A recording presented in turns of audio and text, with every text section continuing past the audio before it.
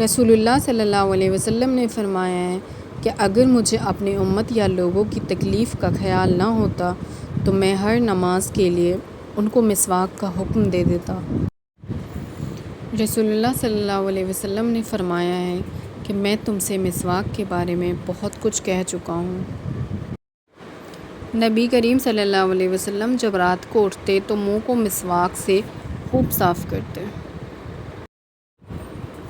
عبد الرحمن بن ابی بکر ایک مرتبہ آئے، ان کے ہاتھ میں مسواک تھی جسے وہ استعمال کیا کرتے تھے۔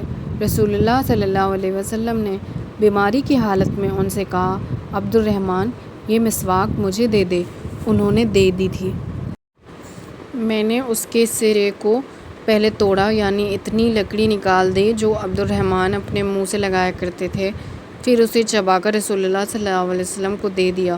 حضرت صلی اللہ علیہ وسلم نے اسے دانت صاف کیے اور آپ صلی اللہ علیہ وسلم اس وقت میرے سینے پر ٹیک لگائے ہوئے تھے۔ نبی کریم صلی اللہ علیہ وسلم کی مسجد کے بعد سب سے پہلا جمعہ بنو عبد القیس کی مسجد میں ہوا، جو بحرین کے ملک جواسین میں تھی۔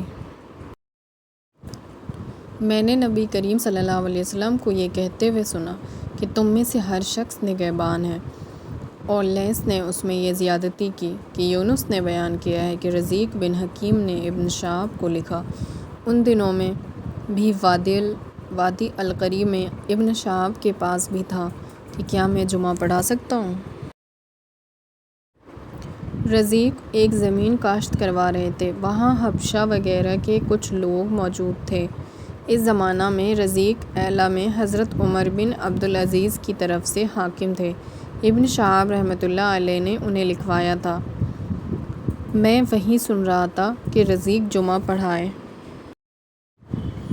ابن شہاب رزیق کو یہ خبر دے رہے تھے کہ سالم نے ان سے حدیث بیان کی کہ عبداللہ بن عمر رضی اللہ عنہ نے کہا ہے کہ میں نے رسول اللہ صلی اللہ علیہ وسلم سے سنا، آپ نے فرمایا کہ تم میں سے ہر ایک نگراں ہے اور اس کے ماتحتوں کے متعلق اس سے سوال ہوگا۔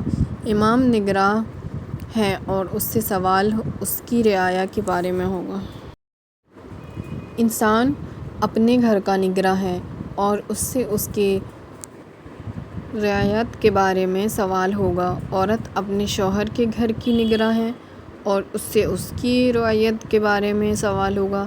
خادم اپنے آقا کے مال کا نگراں ہے اور اس سے اس کی رعیت کے بارے میں سوال ہوگا۔ ابن عمر رضی اللہ عنہ نے فرمایا کہ میرا خیال ہے کہ آپ صلی اللہ علیہ وسلم یہ بھی فرمایا کہ انسان اپنے باپ کے مال کا نگراں ہے اور اس کی رعیت کے بارے میں اس سے سوال ہوگا، اور تم میں سے ہر شخص نگراں ہے اور سب سے اس کی رعیت کے بارے میں سوال ہوگا۔